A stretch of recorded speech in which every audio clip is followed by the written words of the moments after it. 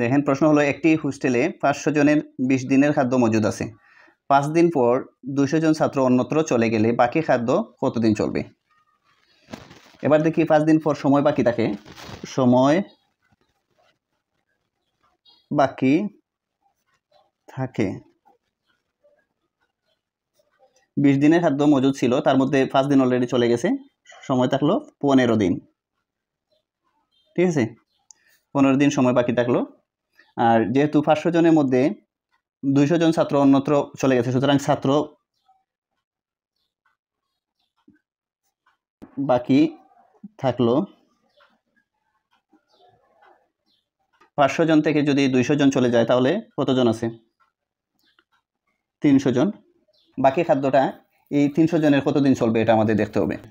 এই 500 জনের খাদ্য আছে 15 দিনের, সুতরাং 300 জনের খাদ্য আছে কয় দিনের? বাকি খাদ্যে চলবে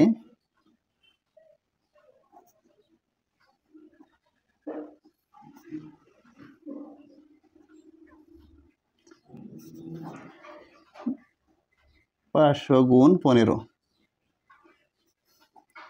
ভাগ হয়েছে 300, যেহেতু 300 জন বর্তমানে আছে,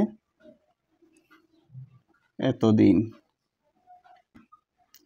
এবার এই শূন্য এই শূন্য এই শূন্য এই শূন্য কাটা দিলাম, 3 দ্বারা কাটা দিলাম, 3 পাশে 15, 5 পাশে 25 দিন। বাকি খাদ্যে 25 দিন চলবে। ঠিক আছে।